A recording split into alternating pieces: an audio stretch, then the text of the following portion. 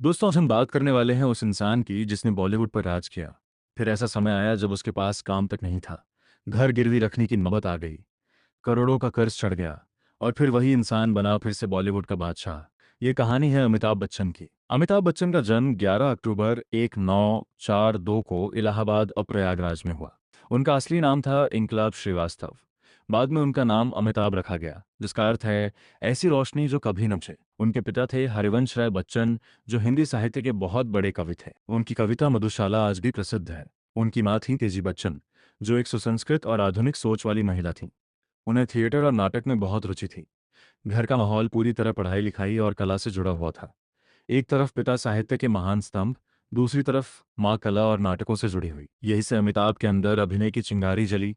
हालांकि परिवार चाहता था कि वह पढ़ लिख कर कोई सुरक्षित नौकरी करें, लेकिन अमिताभ बच्चन के दिल में कुछ और ही सपना पल रहा था। फिल्मों की दुनिया में जाना, बड़े पर्दे पर छा जाना उन्हें बचपन से ही अभिनय और आवाज का शौक था। उनकी गहरी और भारी आवाज, जो बाद में उनकी पहचान बनी, उसी समय से अलग नजर आती थी। लेकिन क्या आप जानते हैं, शुरुआत में उनकी इसी आवाज को कई जगह रिजेक्ट कर दिया गया था। अमिताभ बच्चन ने अपनी पढ़ाई नैनीताल और दिल्ली में पूरी की। उन्होंने दिल्ली यूनिवर्सिटी के किरोड़ीमल कॉलेज से ग्रेजुएशन किया। पढ़ाई के बाद उन्होंने कोलकाता तब कलकत्ता में एक शिपिंग कंपनी में नौकरी भी की। लेकिन दिल वहीं अटका था, फिल्मों में। आज जो उनकी भारी आवाज उनकी पहचान है, उसी आवाज को लेकर उन्हें शुरुआत में रिजेक्ट कर दिया गया। कहा गया, आपकी आवाज हीरो जैसी नहीं है। उन्होंने ऑल इंडिया रेडियो में भी कोशिश की, लेकिन वहां से भी रिजेक्शन मिला। सोचिए, जिस आवाज पर आज करोड़ों लोग फिदा हैं, उसी आवाज को कभी ठुकरा दिया गया था। आखिरकार 1969 में उन्हें पहली फिल्म मिली। साथ हिंदुस्तानी, ये फिल्म बॉक्स ऑफिस पर खास नहीं चली, लेकिन अमिताभ बच्चन को इसके लिए नेशनल अवार्ड बेस्ट न्यूकमर मिला। फिर 1971 में एक फिल्म आई जिसने उनकी जिंदगी बदल दी, आनंद। इस फिल्म में उनके साथ थे सुपरस्टार राजेश खन्ना। हालांकि फिल्म का मुख्य किरदार राजेश खन्ना का था, लेकिन अमिताभ बच्चन की शांत और गंभीर एक्टिंग ने सबका ध्यान खींच लिया। उन्हें इस फिल्म के लिए film fair best supporting actor का अवार्ड मिला। फिर आया साल 1973 और फिल्म जिसने उन्हें सुपरस्टार बना दिया, जंजीर। इस फिल्म में उन्होंने एंग्री यंग मैन का किरदार निभाया। गरीबी, भ्रष्टाचार और अन्याय से लड़ता हुआ हीरो। और यहीं से शुरू हुआ अमिताभ बच्चन का असली स्टारडम। इसके बाद एक के बाद एक हिट फिल्में आईं। दीवार, शोले, डॉन, और देखते ही देखते वह बन गए बॉलीवुड के महानायक। 70 और 80 के दशक में अमिताभ बच्चन का नाम ही फिल्म हिट कराने के लिए काफ़ी था।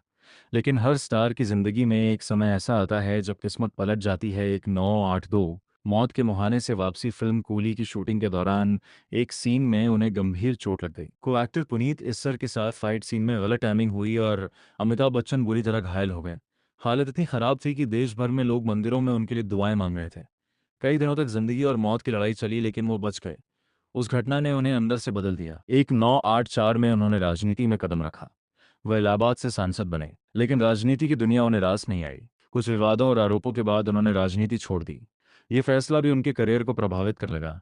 समय बदला, नई पीढ़ी के हीरो आ गए और अमिताभ की कई फिल्में लगातार फ्लॉप होने लगीं। उनका स्टारडम कमजोर पड़ने लगा। लोग कहने लगे, अब उनका दौर खत्म हो गया है। 1995 में उन्होंने अपनी कंपनी बनाई, Amitabh Bachchan corporation limited, ABCL। सपना था फिल्म प्रोडक्शन, इवेंट मैनेजमेंट और एंटरटेनमेंट की बड़ी कंपनी बनाना। लेकिन गलत फैसले, खराब मैनेजमेंट और भारी नुकसान के कारण कंपनी बुरी तरह डूब गई। कहा जाता है कि उन पर लगभग 90 करोड़ रुपए का कर्ज हो गया था। घर तक बिकने की नौबत आ गई। सोचिए, जो आदमी करोड़ कमाता था, उसी को अपने कर्ज चुकाने के लिए संघर्ष करना पड़ा। उन्होंने खुद एक इंटरव्यू में कहा था, मैं दिवालिया हो चुका था। एक समय ऐसा भी आया जब उन्हें काम नहीं मिल रहा था। वो खुद डायरेक्टर्स और प्रोड्यूसर्स के पास जाकर काम मांगते थे। ये वही अमिताभ थे जिनके घर के बाहर कभी प्रोड्यूसर्स की लाइन लगती थी। लेकिन कहानी यहीं खत्म नहीं होती। अब शुरू होती है असली कमबैक की कहानी। कैसे एक टीवी शो ने उनकी किस्मत बदल दी। जब सबको लगने लगा था कि अमिताभ बच्चन का दौर खत्म हो चुका है, तभी साल 2000 में एक ऐसा मौका आया जिसने उनकी पूरी जिंदगी बदल दी। कौन बनेगा करोड़पति, टर्निंग पॉइंट टीवी पर एक नया शो शुरू हुआ। कौन बनेगा करोड़पति उस समय फिल्मों का बड़ा सुपरस्टार टीवी पर आए। ये बहुत बड़ी बात थी। कई लोगों ने कहा, आप फिल्म स्टार टीवी पर आए हैं, मतलब करियर खत्म।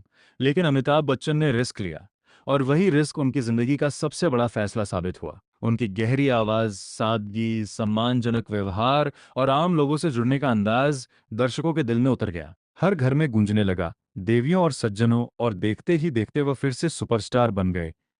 टीवी के बाद उन्हें फिर से बड़े रोल मिलने लगे, लेकिन इस बार वह रोमांटिक हीरो नहीं, बल्कि मजबूत और प्रभावशाली किरदारों में नजर आए। कुछ शानदार कमबैक फिल्में: मोहब्बतें, जहां उन्होंने सख्त प्रिंसिपल का किरदार निभाया; बागबान, जिसमें उन्हें पारिवारिक दर्शकों का फिर से चाहता बना दिया; ब्लैक, जिसमें उनकी एक्टिंग की बहुत तारीफ हुई; पाँच, जिसमें उन्होंने अपने ही बेटे का रोल निभाया। अब वह सिर्फ स्टार नहीं बल्कि अभिनय के विश्वविद्यालय बन चुके थे। धीरे धीरे उन्होंने अपना सारा कर्ज चुका दिया। ब्रांड एंडोर्समेंट, फिल्में, टीवी शो, हर जगह उनकी डिमांड बढ़ती गई। आज वे भारत के सबसे सम्मानित और अमीर अभिनेताओं में गिने जाते हैं। निष्कर्ष क्यों कहते हैं उन्हें महानायक? क्योंकि उन्होंने देखा, रिजेक्शन, एक्सीडेंट, फ्लॉप फिल्में, राजनीति की असफलता, करोड़ों का कर्ज, दिवालियापन, लेकिन हार नहीं मानी। गिरे, संभले और फिर से शिखर पर पहुंचे।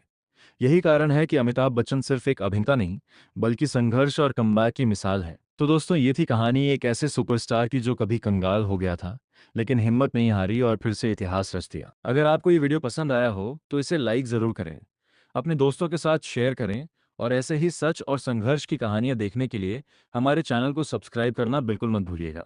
मिलते हैं अगली दमदार कहानी के साथ। तब तक के लिए नमस्कार।